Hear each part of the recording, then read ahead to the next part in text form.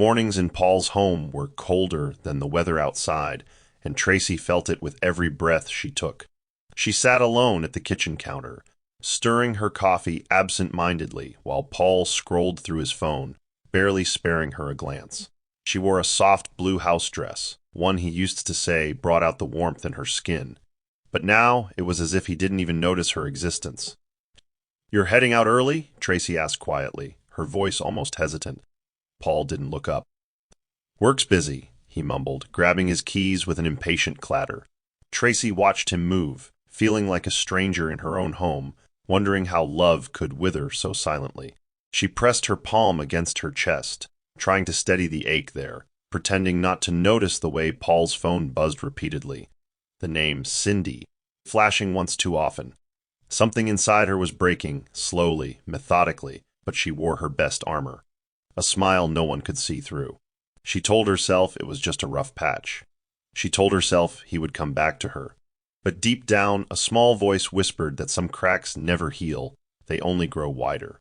Later that evening, Tracy sat curled up on the couch, her favorite romance novel open but unread on her lap. Paul's voice floated from the study down the hallway, laughter she hadn't heard directed at her in months.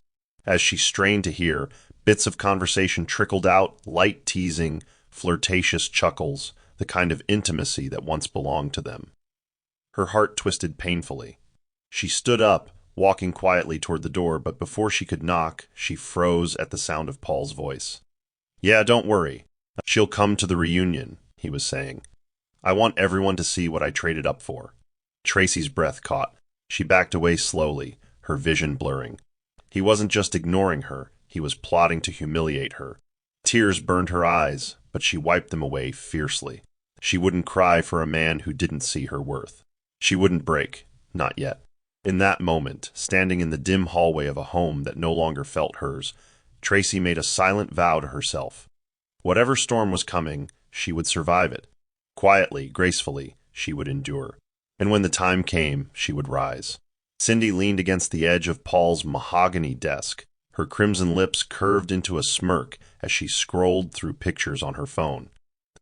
"You're seriously still letting her walk in there beside you," she purred, tossing her glossy hair over her shoulder. Paul glanced up, the faintest trace of irritation on his face. "She's harmless," he muttered, but Cindy wasn't having it. She sauntered closer, perching herself on his lap like a queen addressing her subject. "Paul, listen to me," she whispered in his ear. "Everyone at the reunion will think you've downgraded if you show up with that." Her words oozed into his mind like venom. "You deserve someone dazzling, someone worthy of you." Her manicured fingers trailed along his jawline. "Let them see who you chose over her." Paul's defenses melted in the heat of her touch. In his mind, an image formed, Tracy standing awkwardly beside Cindy, dull and invisible. The idea fed his ego, wrapping around him like a warm coat. Cindy watched the shift in his eyes with satisfaction. She was a master at planting seeds of doubt and destruction, and tonight she was sowing a forest. The plan came together over whispered conversations and stolen kisses, each word another dagger aimed squarely at Tracy's heart. "Maybe we should make a bit of a show," Cindy suggested lightly, tracing lazy circles on Paul's chest. "Laugh a little louder, dance a little closer. Let her see what she lost." Paul chuckled, a low, cruel sound that vibrated in his chest. "You're wicked," he teased, pulling her closer. Cindy leaned in, her voice a breathy caress. "Only for you." She knew she had him wrapped around her finger, and she knew Paul's arrogance made him blind to consequences.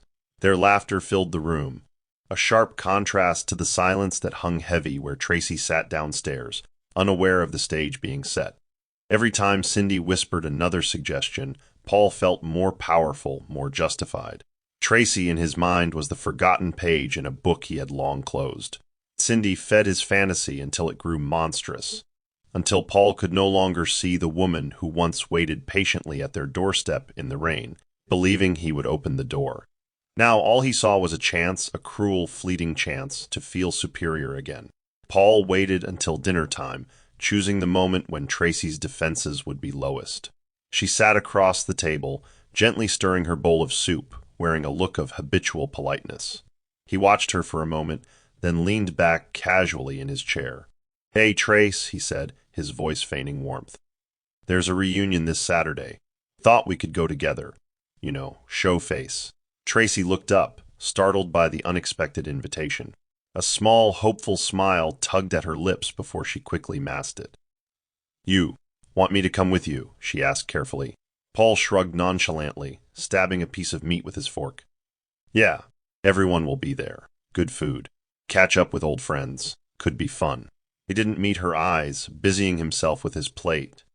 But inside, he was already picturing the scene, her standing awkwardly beside him, while Cindy bloomed like a rose beside a wilted daisy. Tracy, oblivious to the cruel undertones, nodded slowly. "All right," she said softly. "I'll come." Hope flickered in her chest, a foolish, stubborn hope she couldn't quite extinguish. After dinner, Tracy found herself standing by the closet, running her fingers over clothes she hadn't touched in months. "Maybe," she whispered to herself, "maybe he's trying." She picked out a soft peach dress, simple, understated, and held it against herself in the mirror, imagining for a brief, fragile moment that this night could be a new beginning. Meanwhile, Paul texted Cindy from the bathroom. "She's coming. Get ready to have some fun." The reply came instantly, a laughing emoji followed by, "She won't know what hit her." Paul smirked, pocketing his phone before rejoining Tracy in the living room, where she sat carefully polishing a pair of modest heels. "You'll look beautiful," he said casually, a statement so empty it stung, even as it made her heart flutter. Tracy glanced up, blinking rapidly to keep tears from falling. "Thanks, Paul," she whispered.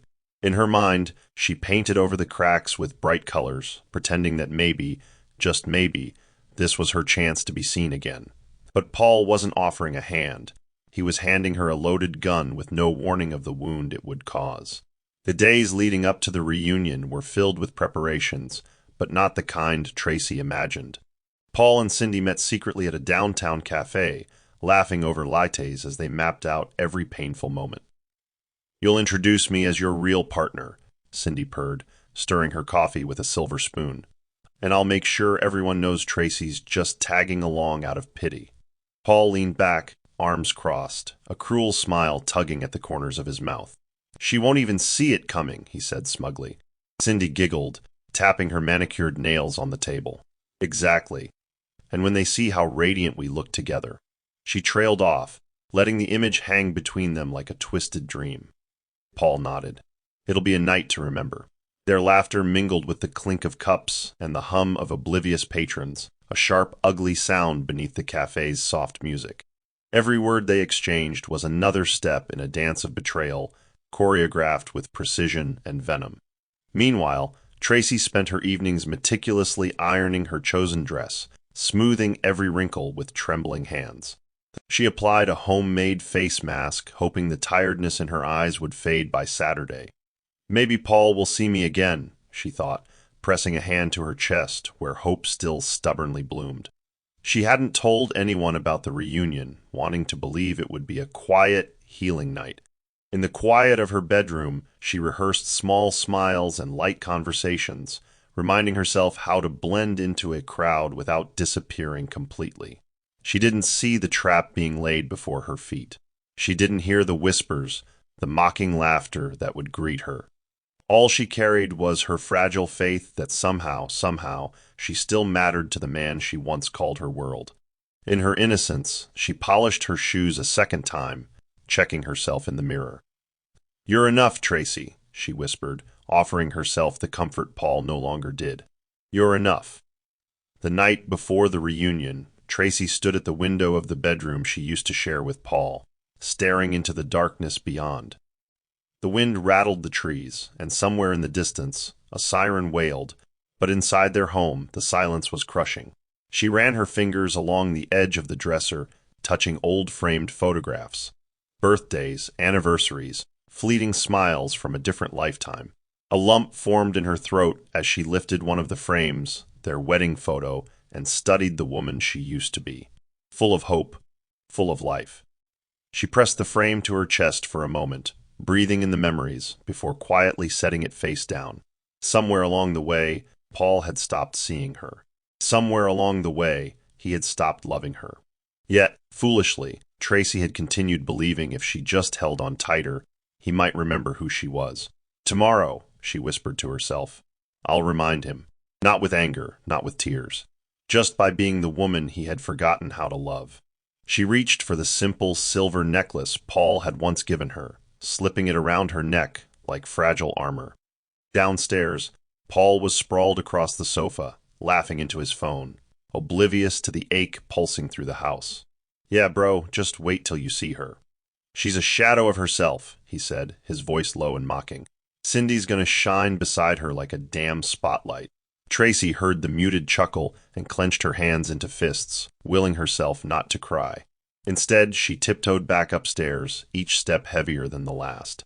In the bathroom, she brushed her hair in silence, smoothing the strands into a soft twist at the nape of her neck. She didn't see the woman Paul saw, she saw resilience. She saw survival. Tomorrow wasn't about revenge. It was about walking into a room full of people who counted her out, and refusing to let their whispers crush her. Tomorrow, she would no longer be the forgotten wife. Even if she was invisible to Paul, she would see herself, and maybe, just maybe, that would be enough. As she turned out the light, the shadows swallowed her form, but inside her chest, a stubborn ember of dignity still burned. In a quiet part of town, nestled between glass towers and bustling cafes, Tracy climbed the stairs of a modest office building. Her palms were sweaty, her heart pounding with nervous excitement.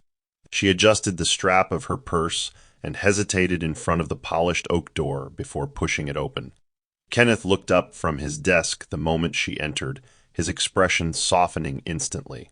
"Tracy," he said warmly, standing to greet her. She smiled, the tension in her shoulders easing. Kenneth's presence had a way of grounding her, a calm, unwavering strength that never demanded anything from her. "I needed to see you before tomorrow," Tracy said, her voice trembling only slightly. Kenneth crossed the room in 2 strides and took her hands gently in his.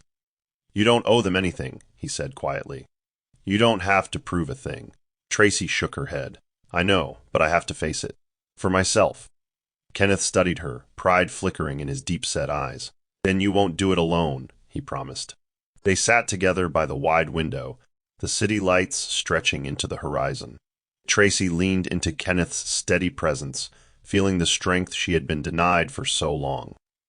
"Paul thinks he's walking me into a trap," she said bitterly, twining her fingers together.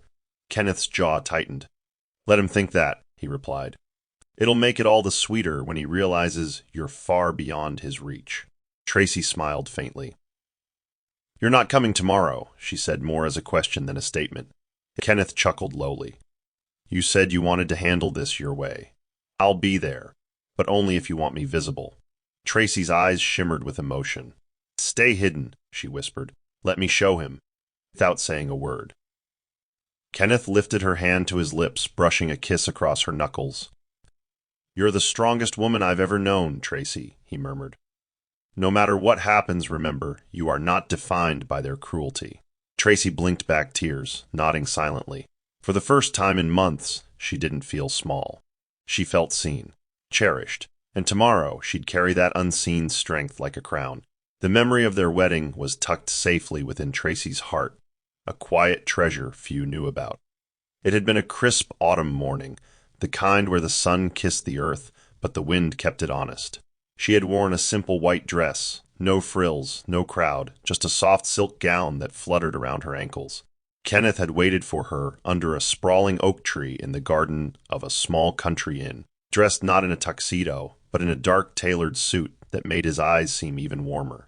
Tracy had walked towards him barefoot, clutching a bouquet of wildflowers, her heart pounding with disbelief that after everything, after Paul's indifference, after the loneliness that clawed at her, someone wanted her. "I'm not marrying your past, Tracy," Kenneth had said as he placed a ring on her finger. "I'm marrying your future." She had cried then, not out of sadness, but out of the overwhelming, frightening, beautiful reality of being chosen. Truly chosen. Back in the present, Tracy sat by the window with a small velvet box in her lap, the wedding band Kenneth had given her.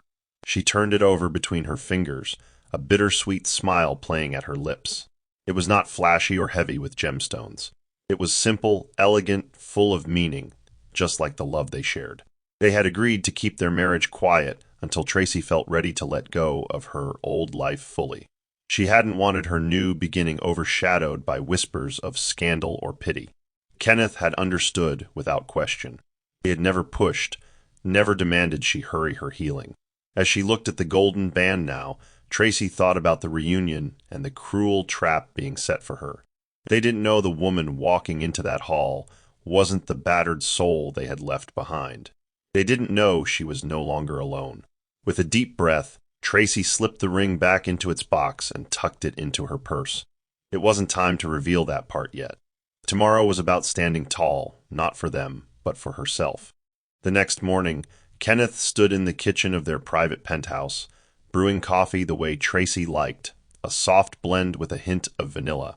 His movements were unhurried, deliberate, like a man who had mastered patience in a world always rushing.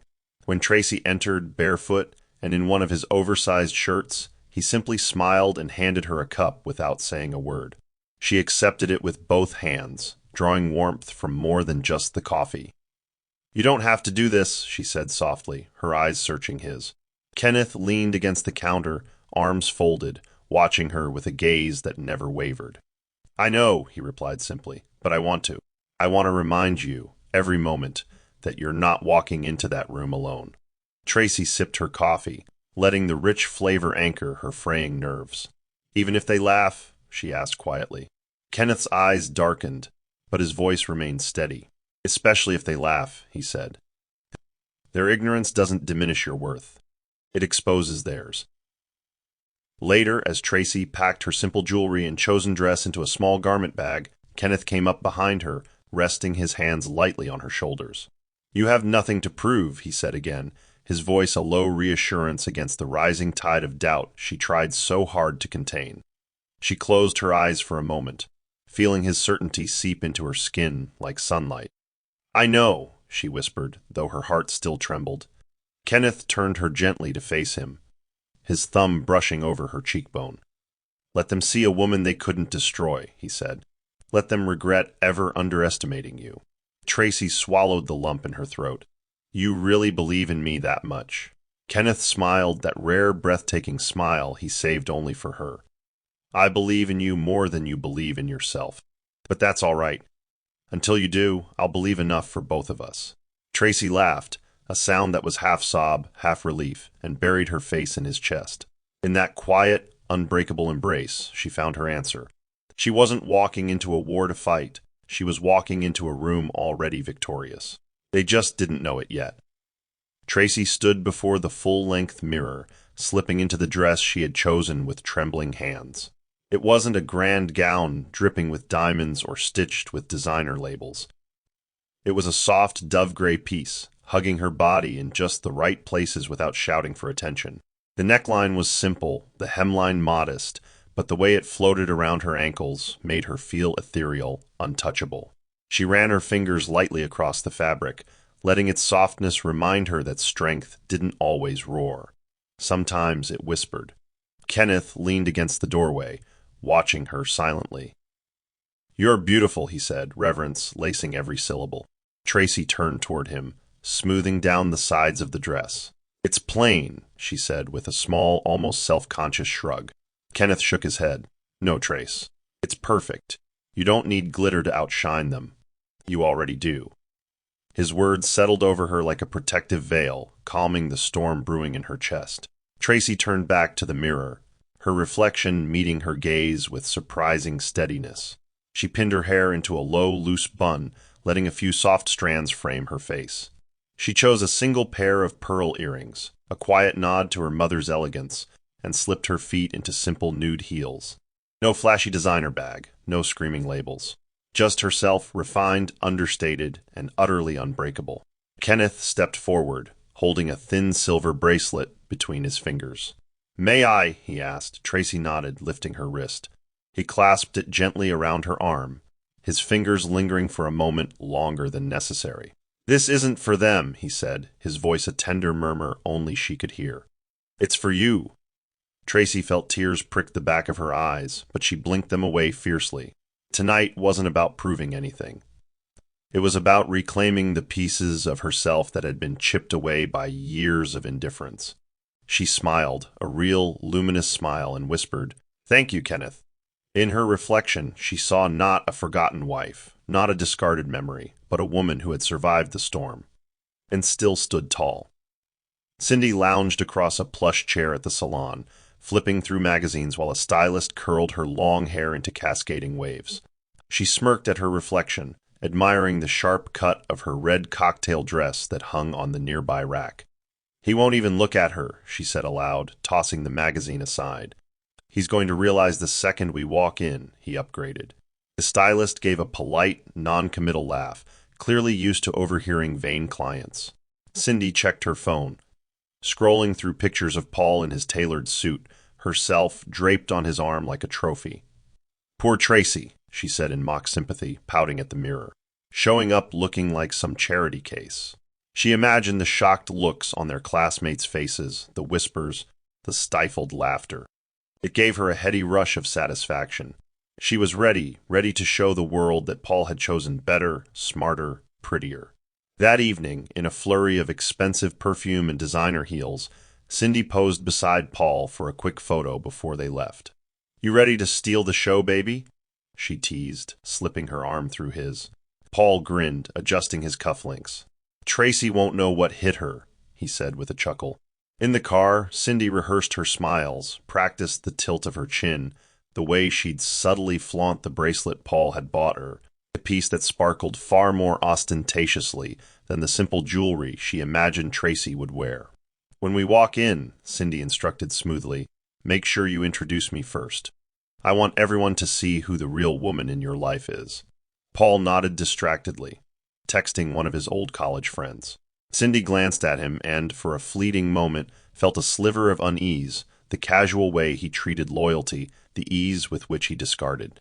But she quickly buried the thought beneath layers of confidence and ambition. After tonight, Tracy would be nothing but a sad shadow fading into the background. Cindy smiled to herself, picturing the moment of triumph, the sweet taste of victory on the tip of her tongue. The parking lot of the Grand Hotel buzzed with laughter and anticipation as former classmates hugged and exchanged pleasantries under the glittering chandeliers, spilling through the tall glass windows. Paul adjusted his jacket and extended a hand toward Cindy, who stepped out of the car as if arriving for a red carpet event. Her dress shimmered, her makeup flawless, and she leaned possessively into Paul's side. They entered the lobby to a flurry of impressed murmurs. "Wow, Paul really scored," someone whispered.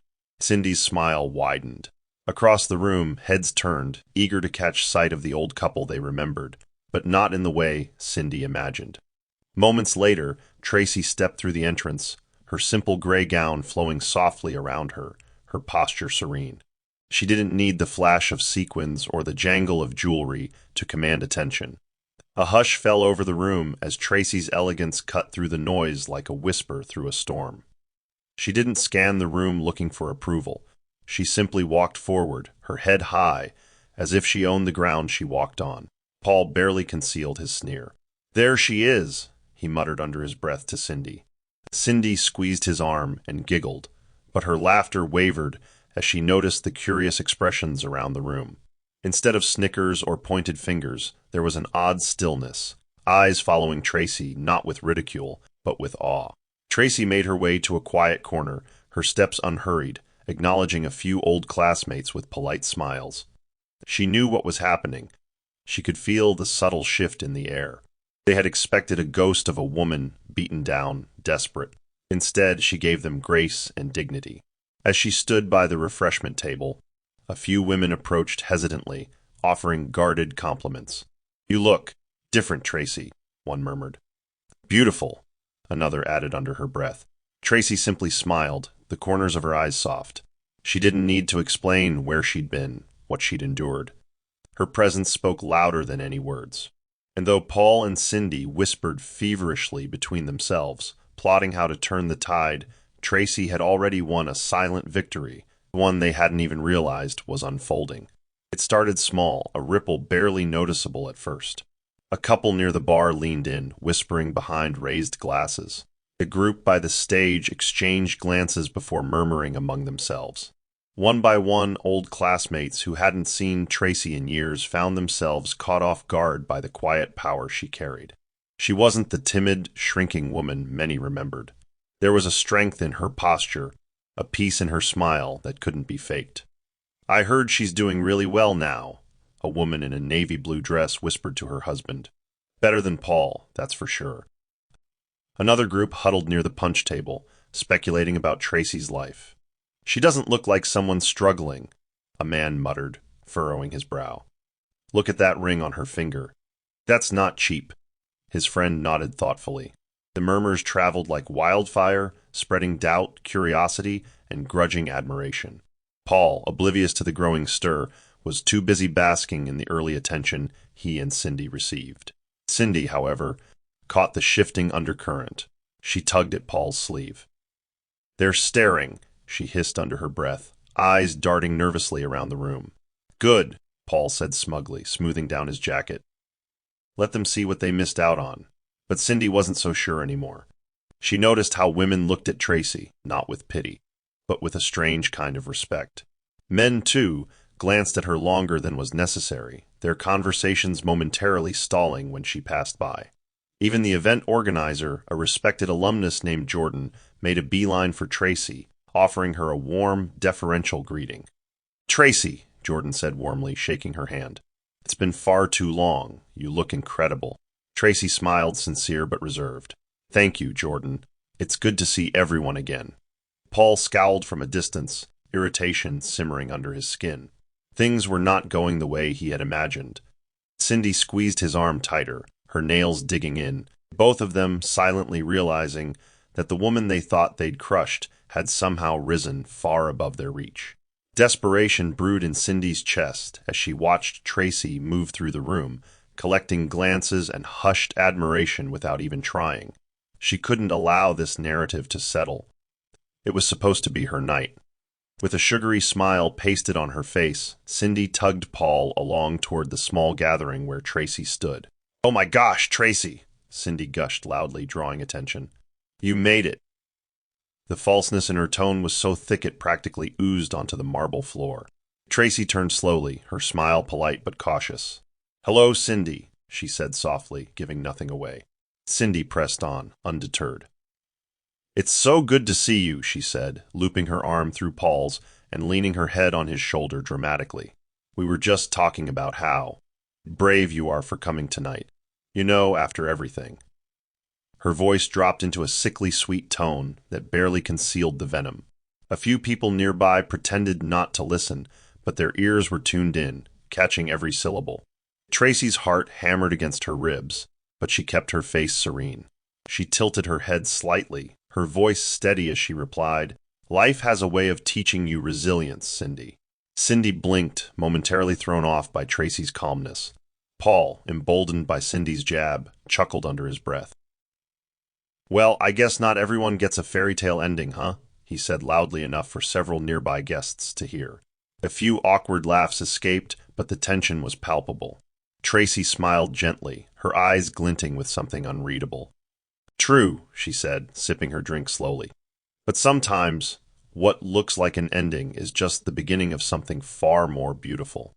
Her words hung in the air, cutting sharper than any insult Cindy or Paul could have crafted. The little cluster around them grew silent, exchanging looks. Cindy's fingers dug harder into Paul's arm, panic flickering across her face. She had swung the first punch, expecting Tracy to crumble. But instead, she had exposed her own desperation for all to see. And Tracy stood taller, steadier, her quiet dignity louder than any cruel word could ever be. From across the banquet hall, hidden among a group of investors and alumni, Kenneth stood silently with a glass of champagne in hand. His tailored dark suit hugged his broad shoulders effortlessly, his expression unreadable, yet somehow commanding. He kept his distance, respecting Tracy's wishes, but his eyes never strayed far from her. He watched as she navigated each passive-aggressive comment with poise, never raising her voice, never showing the crack that trembled beneath the surface. Kenneth's fingers tightened around the stem of his glass when Paul threw his head back in another boisterous laugh, showing off like a clown desperate for attention. A man beside Kenneth, an old professor, leaned over, unaware of Kenneth's connection. "Pity about Tracy," he said. "Paul really threw her under the bus years ago. Look at her now, though. She's unbreakable." Kenneth nodded slightly, pride swelling quietly inside him. He would remain in the shadows tonight, but he knew if Tracy stumbled, even a little, he would be there to catch her before she ever hit the ground. Meanwhile, Tracy felt the heat of the room closing in on her. Though she smiled and nodded politely at conversations, the strain pressed against her ribs like a vice. Her gaze flickered instinctively across the room, and there, partially hidden by the crowd, she caught a glimpse of Kenneth. Their eyes locked for a fleeting heartbeat, and it was enough. In that small secret exchange, she drew breath again. She straightened her spine and let herself exhale slowly, feeling anchored by the silent encouragement pouring from him. No one else noticed, and that was the beauty of it. Kenneth wasn't here to parade around or steal the moment. He was here solely for her, a living reminder that she was loved beyond measure, even when surrounded by those who once celebrated her downfall. Tracy turned back to the group she was speaking with, her voice stronger, her laughter lighter. She didn't need to fight fire with fire. She had something far more devastating: quiet, unstoppable resilience, and an unseen champion who believed in her, even when she had forgotten how to believe in herself. Feeling the crowd's shifting attention, Paul decided to escalate his performance, oblivious to the undercurrents he was stirring. "It's funny," he said loudly to a circle of classmates, drawing more listeners with every word, "how life turns out. Some people just peak early, you know." His grin was wide, insufferable, as he cast a pointed glance toward Tracy without bothering to hide it. Cindy laughed on cue, looping her arm through his possessively. "Some of us just move on to better things," she added with a sugary tilt of her head. The crowd gave polite chuckles, but there was an awkwardness lacing the air now, as if everyone understood the cruelty beneath their words, but didn't dare challenge it openly. Paul took a long sip of his drink, encouraged by the few scattered laughs, mistaking their discomfort for admiration. He swaggered through the room, exaggerating his importance, dropping names, and bragging about a promotion that barely scratched the surface of true success. To him, image was everything, and tonight he thought he had the perfect one. Tracy watched from a distance, feeling both pity and a pang of old hurt. She hadn't expected Paul to change, not really. But seeing how desperately he clung to the illusion of success, how he needed Cindy's validation like oxygen, made her heart ache in a way she hadn't anticipated. Ellen, a former classmate she hadn't seen in years, drifted over with a soft smile. "You're handling this with such grace, Tracy," Ellen whispered. "Honestly, it's inspiring to watch." Tracy's throat tightened. She managed a small laugh. "Survival leaves no room for bitterness," she said quietly. Ellen's eyes warmed. If only they understood the difference between real success and cheap spectacle. Across the room, Paul continued to laugh too loudly, drawing attention to himself with every arrogant word. What he didn't realize was that the more he spoke, the smaller he appeared. Tracy didn't need to raise her voice or retaliate. Paul's own actions were painting him into the very corner he thought he had trapped her in. And for once, she didn't feel like a victim standing in his shadow. She felt like someone who had finally stepped out into the light. As the evening wore on, the energy in the room shifted further, from polite tolerance to barely concealed intrigue. Ellen, sipping her wine thoughtfully, decided she had seen enough. She drifted into a conversation nearby, dropping a comment loud enough to catch ears. "It's amazing how far Tracy's come, considering everything she endured," she said lightly. A few heads snapped up. "You know," Ellen continued, her tone artfully casual, "some people think they're climbing ladders, but it turns out they've been digging holes instead." The meaning wasn't lost on anyone. Paul, hearing the ripples of laughter that followed, felt his face tighten. He turned sharply toward Tracy, only to find her laughing gently at something Jordan was saying, her eyes crinkling at the corners, her body language effortless. She didn't look broken. She didn't even look bruised. She looked free, and it scared him in a way he hadn't expected. Meanwhile, conversations crackled quietly across the room, seeds of doubt blooming like wildfire. "Did you hear?" a woman whispered to her companion. "Tracy's remarried. Heard her husband's some kind of investor." Another chimed in, "I think he's here tonight. No one's seen him yet, though." Paul caught fragments of these whispers and stiffened, the hair on the back of his neck prickling. Cindy clung tighter to his side, sensing the shift but unable to control it. "Ignore them," she hissed. "They're just jealous." But Paul couldn't ignore it. He saw the way the tide was turning, not because Tracy was shouting for attention, but because her very presence made their petty cruelty look cheap. Ellen approached Tracy again, her smile laced with meaning. "Some people shine brightest when they stop waiting for permission," she said softly. Tracy smiled, tucking a loose strand of hair behind her ear. "Maybe some lights are meant to burn quietly," she replied, "until the right time comes." And that time, Tracy could feel it stirring, was almost here. The doors to the banquet hall opened again with a soft creak, and a quiet murmur rippled through the room. Kenneth entered with an easy, unhurried stride, his dark-tailored suit absorbing the light, his presence commanding, but not boastful. He moved among the guests with effortless grace, exchanging polite nods, a faint smile playing on his lips. To most people, he appeared to be just another successful businessman, aloof, mysterious, untouchable. But a few sharp-eyed guests noticed how the air shifted subtly around him, how conversations paused when he passed by. Without announcing himself, Kenneth's aura demanded respect. He found a spot near one of the tall windows, deliberately positioning himself where he could observe Tracy from a distance without drawing suspicion. To anyone else, he was simply another investor, but to Tracy, when she glanced up and found him there, it was as if the earth had steadied beneath her feet. Paul noticed the stir, the subtle glances people threw toward the newcomer, and curiosity gnawed at him. "Who's that?" he muttered to Cindy, who craned her neck slightly to look. "No idea," she said with a tight smile. "Probably another boring suit trying to show off." But Kenneth didn't parade himself. He didn't flash wealth or seek attention.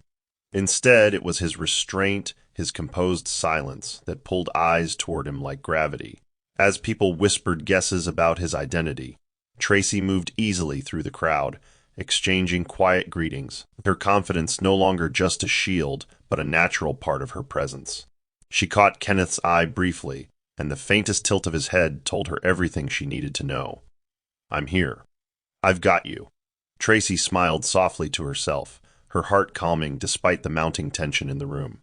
Tonight wasn't about showing off power. It was about owning the quiet, relentless strength that had carried her through the darkest storms, and Kenneth was the silent pillar standing firm behind her. As Tracy mingled quietly, Ellen wasn't the only one rallying silently to her side. Former classmates who had once been bystanders or even skeptics found themselves unable to resist the urge to gravitate toward her. One by one, they approached under the pretense of casual conversation, but their words carried more weight. "You've changed, Tracy," said James, an old classmate who had barely spared her a glance back in college. "It's admirable." Another Melissa leaned in with a wink. "I always thought you deserved better than what you got." Their voices were hushed, but the sincerity was unmistakable. Tracy listened politely, offering soft thank yous, her heart swelling with a complicated mixture of emotions, validation, sadness, and quiet triumph. These weren't just compliments. They were acknowledgments of battles fought in silence, of victories they could only now begin to understand. Paul and Cindy, standing off to the side, watched the shifting energy with increasing alarm. "What is happening?" Cindy hissed under her breath, her fingers clenching the stem of her wine glass. Paul shook his head, his mouth a thin, furious line. "They're just being polite," he said stiffly, but even he didn't believe it. He saw the way people lingered around Tracy, the respect evident in their body language. Worse, he noticed that no one clung to his words anymore. No one laughed at his jokes quite as heartily. Cindy, desperate to recapture the spotlight, sidled up to a nearby group and tried to inject herself into their conversation. "Paul and I just got back from a trip to Paris," she said loudly, flashing her bracelet. But the reaction was muted, distracted, as the group's attention wandered inevitably back toward Tracy. Standing in the center of it all, Tracy didn't gloat, didn't preen. She simply stood, serene and luminous, while the tide shifted irrevocably in her favor. Without raising her voice, without seeking vengeance, she was being elevated, not because she demanded it, but because she had earned it. Cindy's smile strained at the corners as she watched Tracy command silent admiration without a single flashy accessory or desperate boast. Panic gnawed at her carefully constructed image, and she tightened her grip on Paul's arm. "Do something," she whispered harshly, her eyes darting around like a trapped animal's. Paul shrugged her off irritably, muttering, "You're the one who wanted the show, remember?" But Cindy knew if she didn't act fast, she would fade into the background like a wilted flower next to Tracy's effortless bloom. Driven by a mixture of fear and fury, she stepped deliberately toward Kenneth, who stood near the windows, quietly sipping his drink. She offered her brightest, most dazzling smile. "Hi there," she purred, extending a perfectly manicured hand. "I don't think we've met. Cindy, Paul's fiancée." Her voice dripped with sweetness, but her eyes were calculating, searching for a crack in Kenneth's armor she could exploit. Kenneth looked at her hand, then at her, his expression unreadable. Slowly, almost politely, he shook her hand, and then immediately let go. "Kenneth," he said, his voice cool, offering nothing more. Cindy tilted her head, sensing that the usual charm offensive wasn't working. She laughed lightly, trying again. "You must be new around here. Stick with us, we're the life of the party," she said, fluttering her lashes shamelessly. Kenneth merely smiled thinly, his gaze already drifting past her, back to where Tracy stood, radiant even in her stillness. Realizing she was being dismissed without even a word, Cindy's cheeks flushed red with anger. She turned back to Paul, her step stiff, her mouth set in a hard line. "Who is that guy?" she hissed. Paul frowned, finally truly noticing Kenneth's effortless power. "No idea," he muttered, but a sick feeling twisted in his gut. Cindy's desperation had backfired, and instead of dimming Tracy's light, all she had done was reveal just how small and desperate she herself had become. And the night wasn't even close to over yet. The soft clinking of glasses drew everyone's attention as Paul swaggered to the center of the hall, a half-filled wine glass raised high. His voice, slightly slurred from too much champagne, rang out with forced cheerfulness. "Everyone," he called, flashing a wide grin. "Can I get your attention for just a minute?" Conversations died down reluctantly, a hush falling over the room. Tracy froze where she stood, her fingers curling lightly around her glass, already sensing the cruelty lining Paul's words before he even spoke them. Cindy beamed proudly by his side, clearly believing the moment would finally cement their triumph. Paul cleared his throat dramatically, his eyes gleaming with mischief. "Let's raise a glass," he said loudly, pausing to sweep the room with his gaze. "To resilience, to bouncing back after life's little setbacks." His eyes locked onto Tracy, the message unmistakable. Some guests chuckled uncomfortably. Others shifted awkwardly, sensing the ugliness beneath his joke, but unsure how to react. Before the silence could thicken into humiliation, a second glass lifted into the air, steady, deliberate, and commanding attention without a single word. Kenneth stepped forward from the side of the room, his presence instantly drawing eyes like a magnet. "I'll drink to that," he said calmly, his voice cutting cleanly through the tension. But unlike Paul's mockery, there was nothing cruel in Kenneth's tone. He turned to face Tracy fully, lifting his glass a little higher. "To those who rise stronger, who wear their scars like armor, and whose worth isn't measured by those too small to recognize it." The room seemed to hold its breath. For a beat, no one moved. Then, slowly, murmurs of agreement and scattered applause broke out. Tracy's heart hammered in her chest as her eyes met Kenneth's across the crowd, steady, sure, unshakable. Paul stood frozen, his smirk faltering, confusion clouding his features. Cindy's mouth opened and closed like a fish gasping for air. In a single effortless move, Kenneth had taken Paul's weapon and turned it into a shield for Tracy, and the room, once leaning toward mockery, now leaned toward awe. Paul's hand lowered slowly, his smirk collapsing into a tight, sour grimace. The applause continued for a few moments longer, scattered but sincere, and Tracy could feel the tide of the evening fully, finally, turning in her favor. Kenneth didn't rush. He walked toward her with easy, confident strides, each step dismissing Paul's attempted cruelty without needing a single harsh word. He stopped a respectful distance from her, holding out his hand. "Mrs. Whitmore," he said smoothly, loud enough for several nearby guests to hear. "May I have this dance?" A collective gasp rippled through the room. Mrs. Whitmore. Recognition sparked in a few faces, followed by a flurry of whispers. Kenneth Whitmore, the discreet billionaire investor. Paul's head snapped toward Tracy, his face pale, disbelieving. Cindy blinked furiously, trying to process what she had just heard. Tracy hesitated only for a fraction of a second before slipping her hand into Kenneth's, her fingers steady, her back straight. As Kenneth led her gently to the center of the room, Tracy felt 1,000 invisible shackles fall away from her body. The music shifted seamlessly into a soft, elegant melody, and without needing to rehearse, they moved together in perfect harmony. Kenneth leaned down slightly, murmuring, "You're doing beautifully." Tracy smiled up at him, blinking back tears. "I was terrified," she whispered. "You never showed it," he replied with a soft chuckle. Around them, the guests watched, mesmerized, a silent, undeniable acknowledgement forming among them. This was no forgotten woman, no discarded wife clinging to memories. This was someone entirely reborn, standing in the arms of a man who saw her, who chose her not because she was convenient, but because she was irreplaceable. Paul remained rooted to his spot, the wineglass trembling in his hand, the full magnitude of what he had lost settling heavily in his gut. No laughter now, no mockery. Only the sound of music weaving around the new queen of the room, and the silence of a man realizing too late the treasure he had thrown away. Cindy stood rigid beside Paul, her nails digging crescent moons into her clutch as she stared at the scene unfolding before her. Every fiber of her being screamed to intervene, to claw back the attention, to remind everyone that she, not Tracy, was supposed to be the star tonight. But as the whispers grew louder, as the admiring glances traced the outline of Tracy and Kenneth dancing effortlessly, Cindy felt something cold and slippery coil around her, fear. Desperation clutched at her throat. She stepped forward hastily, her heels clicking sharply against the marble floor, forcing a brittle laugh. "Well," she said loudly, her voice too high-pitched, too eager, "I guess Tracy's finally found someone to clean up after her mistakes." A few heads turned, but instead of laughter, Cindy was met with tight-lipped stares and awkward silence. Someone coughed quietly. Someone else shook their head.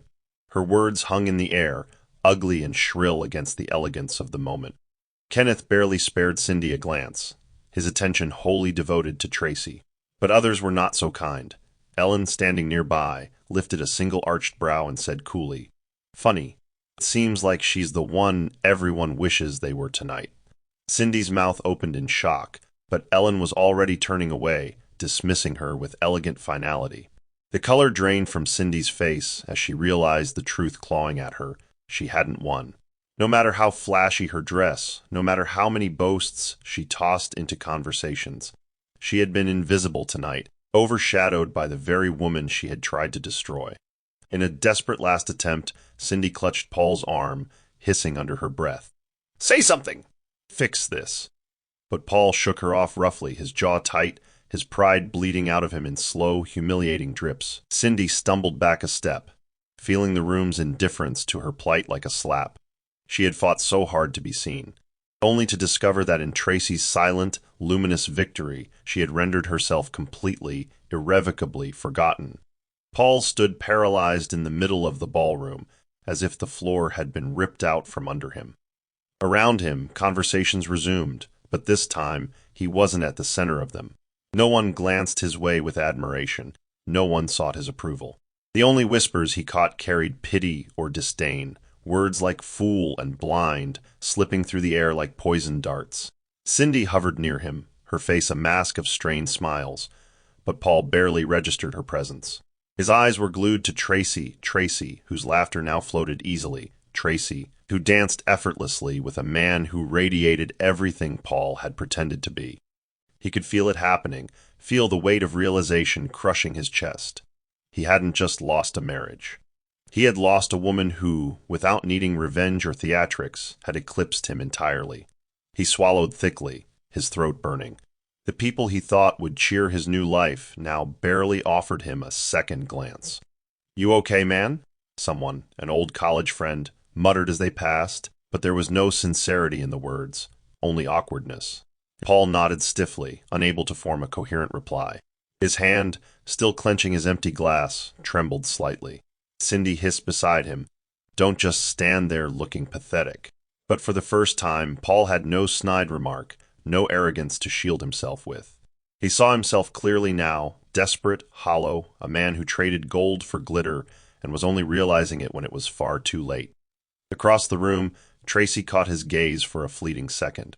She didn't sneer, she didn't smirk. She simply offered a serene, almost compassionate smile, the smile of someone who had long since made peace with the past and moved on. That smile shattered Paul more than any shouted accusation ever could. He turned away, his heart hammering painfully against his ribs, every ounce of his so-called triumph crumbling into dust beneath his feet. The music shifted to a softer melody as Kenneth gently spun Tracy in his arms before leading her to the edge of the dance floor. She knew it was time to leave, not out of defeat, but out of dignity. Her moment had passed, and she had claimed it quietly, without needing to drag anyone through the mud. As Kenneth helped her slip on her light shawl, a few former classmates approached with warm smiles, offering words Tracy had longed to hear but no longer needed for validation. "You look radiant," someone said. "You're glowing," said another. Tracy smiled gracefully, thanking each of them without lingering. She didn't need their approval anymore. Her strength no longer hinged on whether others saw it. Kenneth offered his arm, and she looped hers through it, standing taller than she ever had. Together, they made their way toward the exit, their pace unhurried, their presence impossible to ignore. As they reached the double doors, Tracy paused, glancing back one final time. Paul stood slumped near the bar, shoulders hunched, his confidence bleeding away with every second that passed. Cindy clung desperately to his side, her fake laughter louder than necessary, but no one seemed to be listening. Tracy watched them for a moment, the couple who had once sought to crush her, and felt nothing but a profound, cleansing sense of release. She squeezed Kenneth's hand gently. "Ready to go?" she asked softly. He leaned in, pressing a tender kiss to her temple. "Whenever you are, my love," he murmured. Without another backward glance, Tracy stepped through the doors into the crisp night air, leaving behind the broken remnants of a life that no longer fit her. She hadn't needed revenge. She hadn't needed a dramatic scene. All she needed was to walk away, radiant, unbowed, and finally free. The valet brought Kenneth's sleek black car to the front of the hotel, and Tracy slid into the passenger seat, her heart still thundering with 1,000 emotions. As they drove away, the city lights blurred into streaks of gold and silver, but all she could focus on was the soothing warmth of Kenneth's hand wrapped around hers. They rode in comfortable silence for a few minutes before Kenneth spoke, his voice low and sure. "You were magnificent tonight," he said. Tracy turned her head to look at him, and the affection in his eyes nearly undid her. "I was terrified," she admitted with a shaky laugh. Kenneth squeezed her hand. "You didn't show it," he said, smiling gently. "You didn't just survive them, Tracy. You rose so far above them, they can't even touch you anymore." Tears pricked at her eyes, but this time they weren't tears of pain. They were tears of gratitude for herself, for the journey, and for the man who stood by her side without ever trying to dim her light. When they arrived home, Kenneth parked the car and turned toward her fully. For a moment, they just sat there, the soft hum of the engine the only sound between them. Then Kenneth reached over, brushing a strand of hair from her face with a tenderness that made her heart ache in the best way. "No one defines you but you, Tracy," he said, his thumb stroking her cheekbone. "Not the past, not their cruelty, only you." Tracy leaned into his touch, closing her eyes as the last shards of old pain melted away. "Thank you," she whispered. Kenneth leaned forward, resting his forehead gently against hers.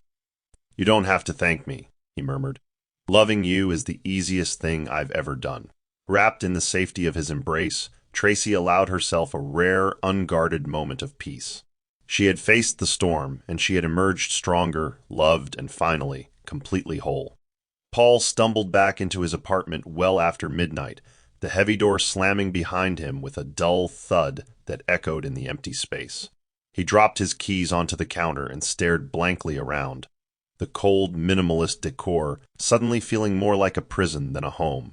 Cindy had left earlier, furious and embarrassed, muttering about needing space, but Paul barely heard her. His mind was stuck replaying the night in excruciating detail.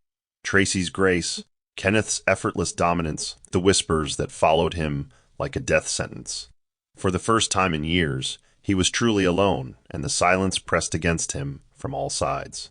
He poured himself a drink, the glass clinking against the bottleneck as his hand trembled. As he sat on the edge of the couch, he realized with sickening clarity that he hadn't just lost a wife. He had lost every ounce of respect he once commanded. The very people who once envied him now pitied him. His phone buzzed with a message from an unknown number. Hope it was worth it. No signature, but Paul didn't need one. He knew it was from one of his former friends, disgusted by his behavior. Slamming the phone face down on the coffee table, Paul buried his face in his hands. His world was crumbling. Lawsuits he thought he could suppress were surfacing.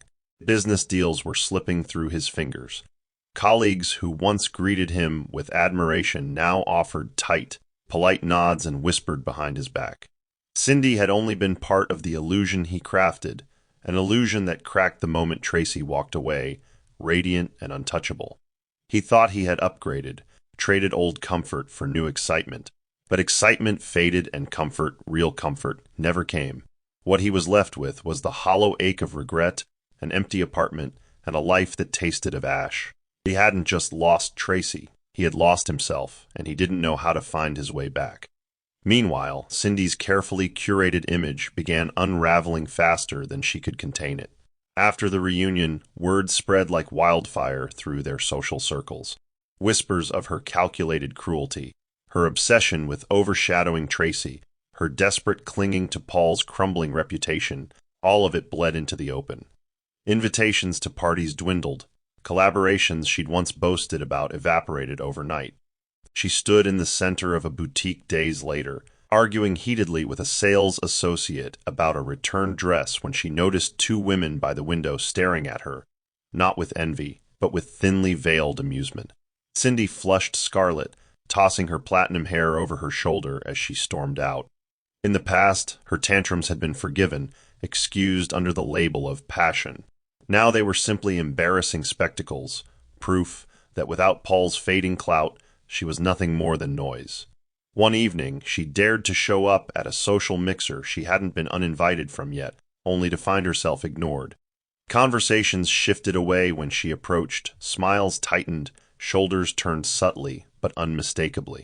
Even worse, she overheard someone whisper, desperate, clinging to scraps.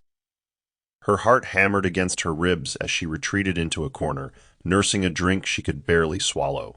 She had spent so long trying to outshine Tracy, trying to paint herself as the winner, the better choice, the queen.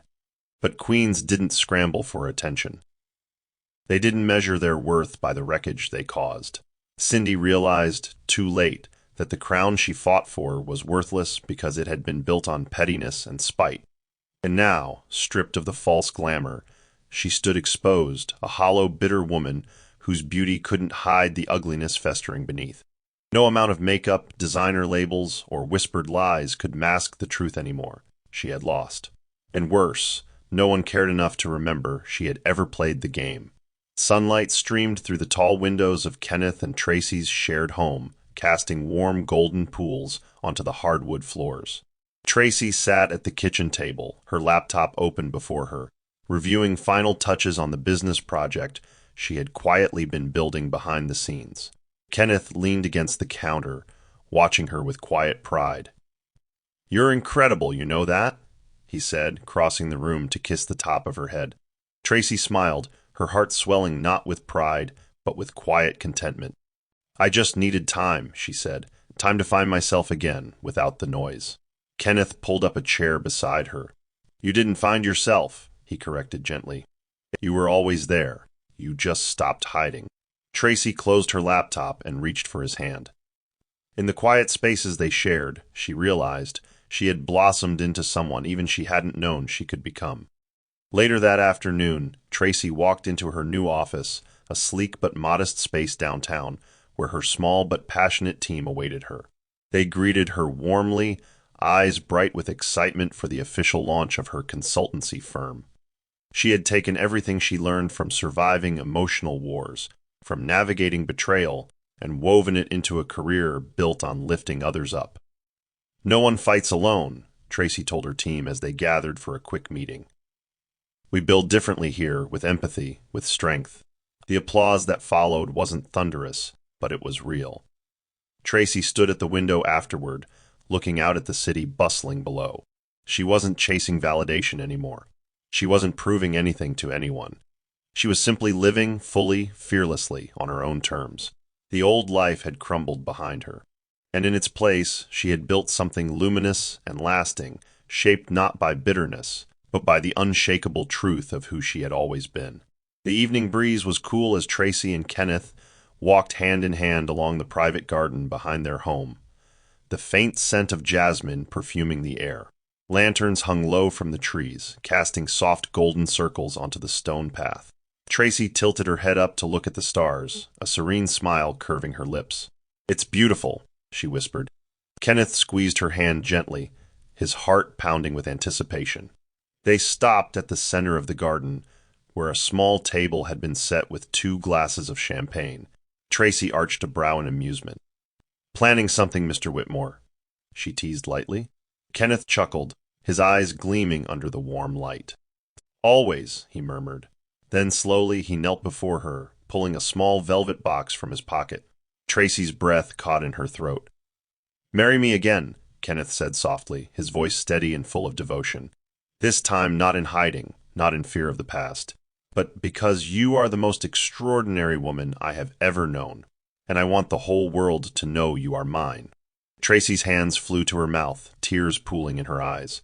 She could barely breathe, barely think, overwhelmed by the raw tenderness of the moment. "Kenneth," she whispered, her voice breaking. He opened the box, revealing a simple but stunning ring, a solitaire diamond set in a delicate band, elegant and timeless. "Say yes," he said, his voice low. "Say yes to a life where you never have to fight to be loved again."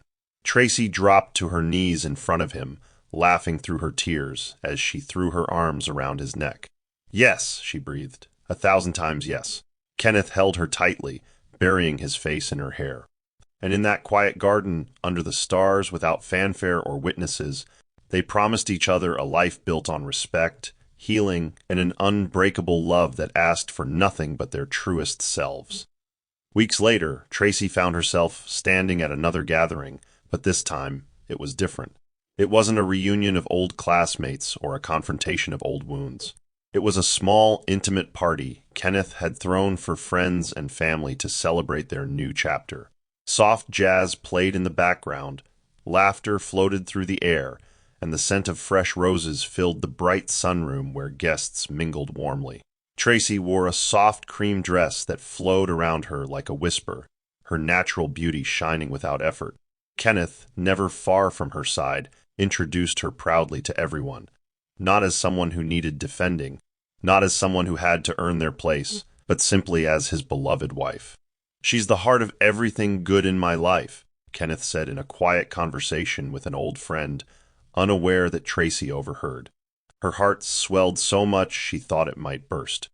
Later, as the crowd thinned and evening deepened into a warm, velvety night, Tracy and Kenneth stepped out onto their balcony, overlooking the sparkling city. Tracy leaned against the railing, the cool air brushing against her skin, feeling more alive than she ever had before. "If someone had told me a year ago I'd be standing here, I wouldn't have believed them," she said, her voice soft and full of wonder. Kenneth wrapped his arms around her from behind, resting his chin on her shoulder. "You were always meant for more, Tracy," he said. "You just needed to walk away from the people too small to see it." She smiled, resting her hands atop his. "Thank you for loving me when I forgot how to love myself." Kenneth kissed the side of her neck tenderly. "You saved yourself," he whispered. "I just held the light until you could see it again." Together, they stood there in the gentle night, not needing grand declarations or noisy celebrations. Tracy had already had her reunion, not with the past, but with herself. And it was the most beautiful homecoming she had ever known. Here's the Bible verse for the story. Why this verse? Tracy rose from betrayal and humiliation, exchanging ashes, her broken past, for beauty, a life of dignity, love, and self-respect. Her journey wasn't about revenge. It was about God rebuilding her quietly into something stronger, more radiant, and unshakable, exactly like an oak of righteousness. Moral of the story, key lessons embedded. Dignity is more powerful than revenge. Healing does not require validation from those who hurt you. Sometimes your silent success is the greatest response to betrayal. Real love finds you when you stop clinging to people who were never meant to stay. That's the end of the story. What did you learn from this story? Drop your thoughts in the comments section. Leave a like and don't forget to subscribe and turn on post notification so that you'll be notified whenever we drop our next videos. Also, share this video to someone who might be interested. Thank you so much for watching.